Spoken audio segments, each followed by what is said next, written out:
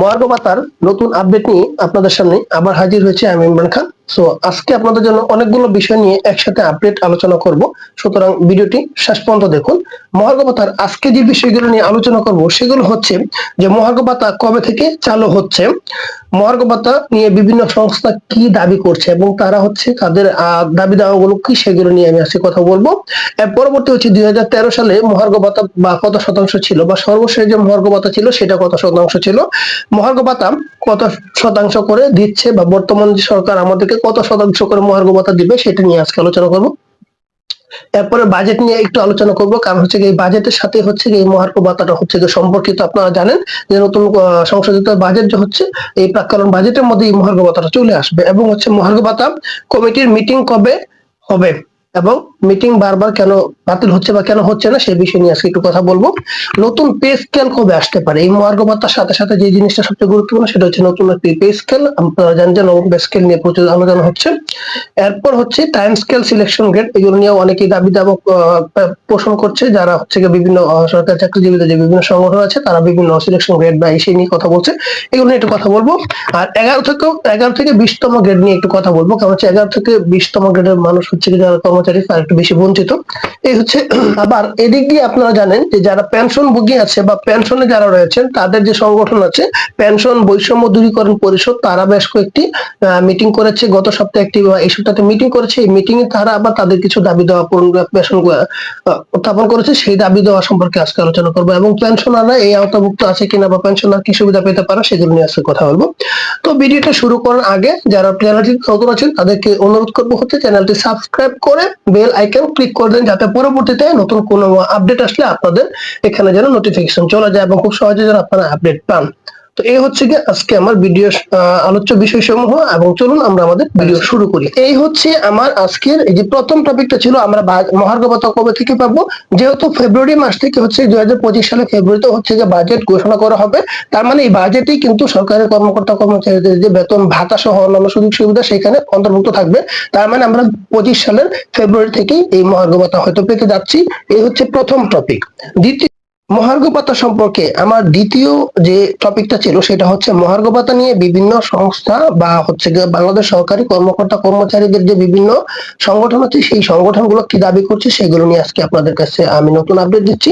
আপনারা জানেন যে এই গত জানুয়ারি থেকে হচ্ছে মূলত নভেম্বর মাসে যে কমিটি ঘোষণা করে দেওয়া হচ্ছিল, ডিসেম্বর থেকে যে কমিটি মহার্ঘ ভাতা সম্পর্কে যে আমাদের 7 সদস্য বিশিষ্ট কমিটি ঘোষণা করা হয়েছিল, কমিটির গত সপ্তাহে একটি মিটিং বসার কথা ছিল, বিভিন্ন কারণে সেই মিটিং বসেনি, যার কারণে বোঝা যাচ্ছে যে মহার্ঘ ভাতা পেতে একটু বিলম্বিত হচ্ছে। সেই প্রেক্ষাপটে সরকারি কর্মকর্তা কর্মচারীদের যে সংগঠন আছে বাংলাদেশ সরকারি কর্মচারী কল্যাণ ফেডারেশন, তারা ইতিমধ্যে বেশ কয়েকটি মিটিং করেছেন এবং তারা মিটিং এ দাবি করেছে যে সরকারি কর্মকর্তা কর্মচারীদের বিশেষ করে 11 থেকে 20তম গ্রেডে যারা কর্মচারী আছে তাদের জন্য মহার্ঘ ভাতা সর্বনিম্ন 10,000 টাকা ঘোষণা করতে হবে, অন্যথায় তারা হচ্ছে মহাসমাবেশ অথবা তারা আন্দোলন পথে হাঁটতে পারে।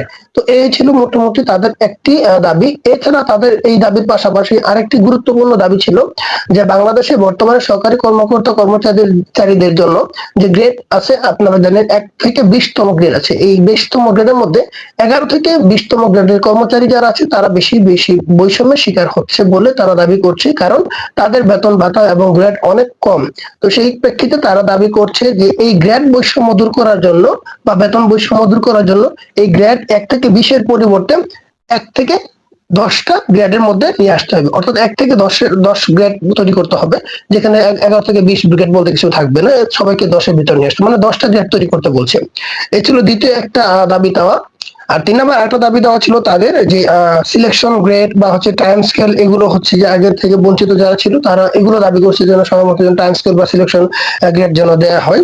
এবং আরেকটা গুরুত্বপূর্ণ দাবি ছিল যে আপনারা জানেন যে একটা 20তম গ্রেডের কর্মচারী সে যখন 20 বছর বা 25 বছর নির্দিষ্ট সময় যদি সে প্রমোশন না পায় বা সে যদি চাকরি করে তারপরে কিন্তু তার যে গ্রেড স্কেল বেতন স্কেল আছে, সেই বেতন স্কেল একসময় সে অতিক্রম করে ফেলে। হ্যাঁ, সাপোজ একজনের বেতন স্কেল যদি থাকে 20,000 বা 21,800 টাকা, তখন সে একটা নির্দিষ্ট সময় পর সে 21,000 পার হওয়ার পরে কিন্তু তার আর কোনো বাৎসরিক যে 5% হারে যে ইনক্রিমেন্টটা হয় এখন বর্তমানে, সেটা কিন্তু সে আর পায় না। তার সেই 21,800 টাকার মধ্যে সে পরবর্তীতে যদি আরো 20 বছর চাকরি করে, মানে কথার কথা এক্সাম্পল জাস্ট, সে কিন্তু আর পরবর্তীতে কোনো ইনক্রিমেন্ট পাবে না। তো এটা কিন্তু তারা একরকম বৈষম্য মনে করছে, কারণ তারা দাবি করছে যে একজনের বয়স যদি 25-এর পরে যদি তার চাকরি করার বয়স থাকে, তখন সে কিন্তু এই যে তার যে বেতন গ্রেড স্কেল ছিল, স্কেল যদি সে একবার অতিক্রম করে ফেলে, পরবর্তীতে সে আর স্কেল ইনক্রিমেন্ট পাচ্ছে না। কিন্তু এটা যেন পুনরায় চালু করা হয়, সে যতদিন চাকরি করবে ততদিন যেন সেই 5% হারে এই ইনক্রিমেন্টটা মানে পায়, সেই জন্য তারা এটা নতুন একটা দাবি করেছে। এই ছিল আরেকটা আমার গুরুত্বপূর্ণ আপডেট আপনাদের জন্য। এবং আরেকটা আপডেট হচ্ছে কি, আপনারা জানেন যে এই সপ্তাহে আপনারা যদি দেখেন যে আপনার প্রেস ক্লাবে হচ্ছে বিভিন্ন জায়গায় একটা কমিটি মিটিং করেছে, সেটা হচ্ছে গিয়ে পেনশন বৈষম্য দূরীকরণ পরিষদ। পেনশন বৈষম্য দূরীকরণ পরিষদ নামে একটি সংগঠন, যারা বর্তমানে পেনশনে আছেন বাংলাদেশ সরকারি কর্মকর্তা কর্মচারীরা, তারা হচ্ছে গিয়ে একটি মিটিং করেছেন। তারাও মূলত দাবি করেছেন যে বর্তমানে বাংলাদেশের প্রেক্ষাপটে যে পেনশনটা দেওয়া হয়, সেটা হচ্ছে গিয়ে পেনশনে যাওয়ার 15 বছর পর্যন্ত আমরা হচ্ছে পেনশন পেতে পারি। কিন্তু কথা হচ্ছে তারা দাবি করেছেন এই 15 বছরের পরিবর্তে আপনার পেনশন যে সময়টা হচ্ছে গিয়ে 10 বছরে নিয়ে আসার জন্য। কারণ ওনারা এটাও বলেছেন যে একজন পেনশনার যদি তার পূর্ণ 100% শতভাগ পেনশন পেতে চায় 15 বছর, তাহলে তার বাংলাদেশের প্রেক্ষিতে তার বয়স হতে হবে 73 থেকে 75 বছর পর্যন্ত। কিন্তু যেটা বাংলাদেশের গড় আয়ের প্রেক্ষাপটে অনেক সময় সম্ভব হয়ে পড়ে না। সুতরাং সেটা যদি কমিয়ে আনা যায়, তাহলে একজন পেনশনার তার পূর্ণ টাকাটা পেয়ে মানে মৃত্যুর আগ পর্যন্ত সে বুক করতে পারবে। তো এটা হচ্ছে তাদের একটা বিষয়। এবং তারা এটাও বলেছে যে বাংলাদেশে বর্তমানে তারা এটাও পর্যবেক্ষণ করছে যে দাবি দেওয়া ছাড়া সহজে কোনো কিছু আদায় হচ্ছে না। সেই প্রেক্ষাপটে যদি তারা তাদের এই দাবি সহজে বাস্তবায়ন না সরকার থেকে না করা হয়, তাহলে তারাও আন্দোলনের পথে হাঁটবে বলে তারা একরকম হুমকি দিয়েছে। এই হচ্ছিল আমার আরেকটি বিষয়। এবং পরবর্তী যে বিষয়টি আমি আলোচনা করব, সেটা হচ্ছে যে আপনারা জানেন ইতিমধ্যে যে 7 সদস্য বিশিষ্ট একটি মহার্ঘভাতা কমিটি আহ্বায়ক কমিটি গঠন করা হয়েছে। সেখানে মাননীয় প্রধান উপদেষ্টা যে মুখ্য সচিবকে হচ্ছে গিয়ে আহ্বায়ক করা হচ্ছে, বাকি বিভিন্ন সচিব হচ্ছে তারা হচ্ছে আপনারা জানেন যে 7 জন 6 জন হচ্ছে গিয়ে এই কমিটিতে অন্তর্ভুক্ত। এই কমিটির গত সপ্তাহে একটি মিটিং হওয়ার কথা ছিল 22 তারিখ থেকে, কিন্তু বিভিন্ন কারণে সেই মিটিংটি হয়নি। এখন কথা হচ্ছে এই প্রথমে 7 সদস্যের কমিটি গঠন করা হচ্ছে এবং পরবর্তীতে আমাদের একটা কমিটির মিটিং এ বসার কথা ছিল, এবং এই মিটিং এ কিন্তু সিদ্ধান্ত হবে যে মহার্ঘ ভাতা কে কত শতাংশ পাবে, সেই কত শতাংশ পাবে। এবং সেই মিটিং যতক্ষণ না হচ্ছে ততক্ষণ পর্যন্ত আপনারা কেউ কনফার্ম হতে পারছেন না যে কে কত শতাংশ পাচ্ছেন। আর এই মিটিংটা কেন বিলম্বিত হচ্ছে সেটা আমি আপনাদের কাছে ক্লিয়ার করি। প্রথমে হচ্ছে আপনি দেখেন এই বর্তমান প্রেক্ষাপটে একটা ক্রাইসিস তৈরি হয়েছে। প্রথমে বাংলাদেশের যে বিশেষ যে আন্তঃ ক্যাডার কনফ্লিক্ট বা দ্বন্দ্ব, সেটার জন্য হচ্ছে গিয়ে মিটিংটা সহজে বসতে পারছে না। আপনারা জানেন সচিবালয় ইতিমধ্যে যে বিশেষ ক্যাডারদের সংগঠনগুলো নিয়ে একটা সংকট চলছে, সেটা হচ্ছে গিয়ে প্রশাসন ক্যাডার এবং হচ্ছে গিয়ে স্বাস্থ্য ক্যাডার এবং শিক্ষা ক্যাডার দিয়ে একটা সংকট চলছে। এবং বাকি প্রশাসন ক্যাডার ছাড়া বাকি যে 25 ক্যাডার, তারা হচ্ছে আলাদা কিছু দাবি দেওয়া দিচ্ছে।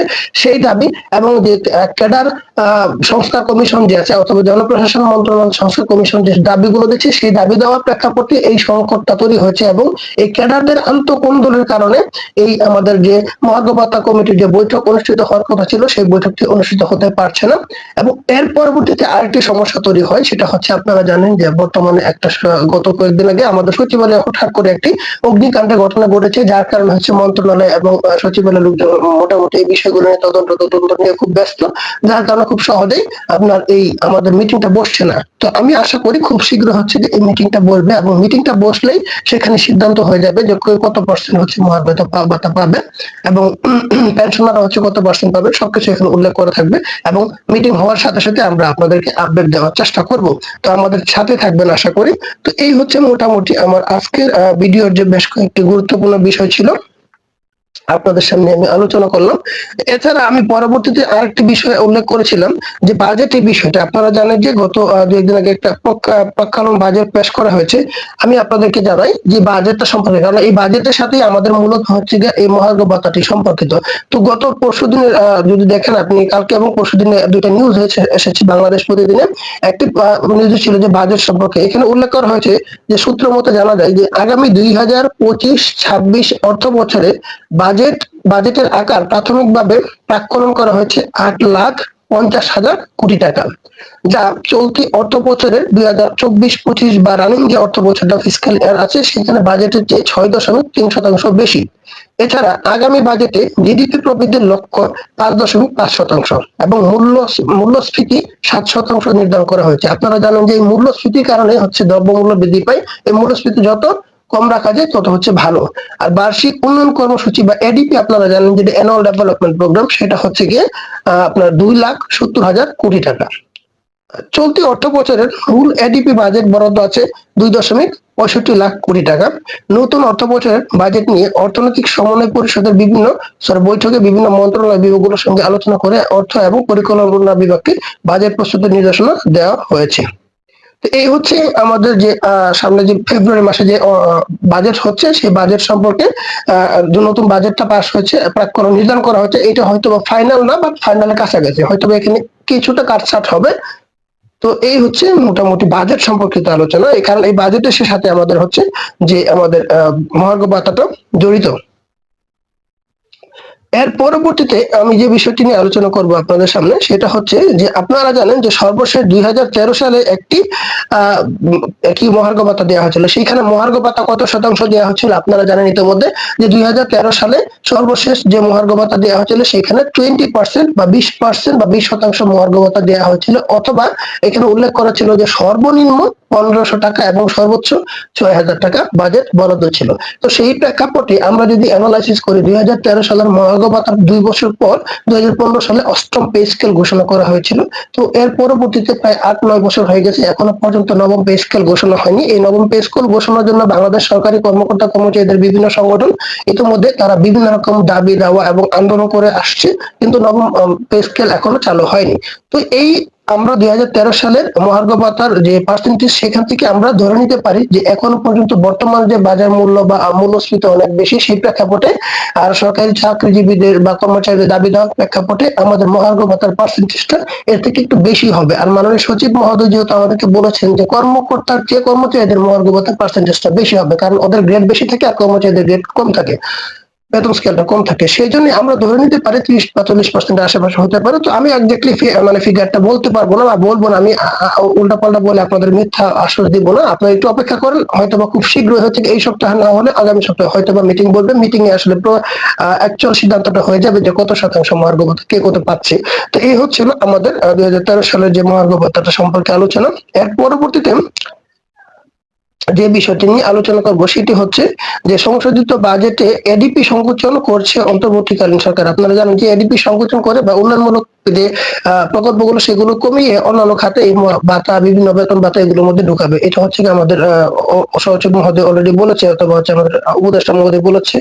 তো এই মোটামুটি আমার হচ্ছে আজকের যে মহার্ঘ ভাতা সম্পর্কিত আপডেট। আমি মূলত কি কি বিষয় নিয়ে আজকে আপনাদের সামনে কথা বললাম। প্রথমে হচ্ছে মহার্ঘ ভাতা কবে থেকে চালু হচ্ছে। আপনারা জানেন যে ফেব্রুয়ারি মাসে আমাদের সংশোধিত বাজেট ঘোষণা হবে। এই বাজেটে আমাদের মহার্ঘ ভাতার টাকা পয়সা বরাদ্দ থাকবে, তার মানে আমরা আগে থেকে পেয়ে যাবো ইনশাল্লাহ।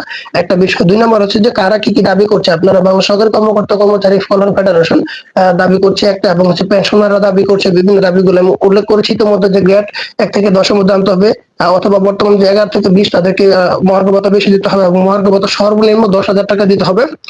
এরপরে আপনার যে টাইম স্কেল বা সিলেকশন গ্রেড এগুলো হচ্ছে আগের মতো দিতে হবে, প্লাস যারা বেতন স্কেল গ্রেড পার হয়ে যাওয়ার পরে যেন 5% হারে ইনক্রিমেন্টের যেন ধারাবাহিকভাবে বজায় থাকে সেই বিষয়ে নিয়ে তারা দাবি দিচ্ছে। আর পেনশনারদের দাবি ছিল যেন 15 বছরের পরিবর্তে 10 বছরের মধ্যে পেনশন গুলো দেওয়া হয়, এই দাবিগুলো ছিল। তো এই হচ্ছে মোটামুটি আজকের আমার মহার্ঘ ভাতা সম্পর্কে সর্বশেষ আপডেট। আশা করি হচ্ছে কি আপনারা খুব শীঘ্রই নতুন আরো কিছু আপডেট পাবেন। আমাদের এই আপডেট গুলো পাওয়ার জন্য আমাদের চ্যানেলটি আপনারা সাবস্ক্রাইব করে বেল আইকন ক্লিক করে রাখেন, যাতে করে নতুন কোনো ভিডিও আসলে যেন আপনাদের সাথে সাথে নোটিফিকেশন পেয়ে যান, আপডেট জানতে পারেন। সো ধন্যবাদ সবাইকে কষ্ট করে ভিডিওটি দেখার জন্য। ভালো থাকবেন সবাই, এবং বৈষম্যবিহীন সুন্দর এবং হচ্ছে যে বর্তমান বাজার প্রেক্ষাপটে মানে চাকরিজীবীরা যেন সুন্দর জীবন যাপন করতে পারে এরকম একটা স্মার্ট এবং ভালো মানে টাকার অ্যামাউন্টের যেন একটা মহার্ঘ ভাতা আসে, সেই প্রত্যাশা রইল। ভালো থাকবেন সবাই। আসসালামু আলাইকুম।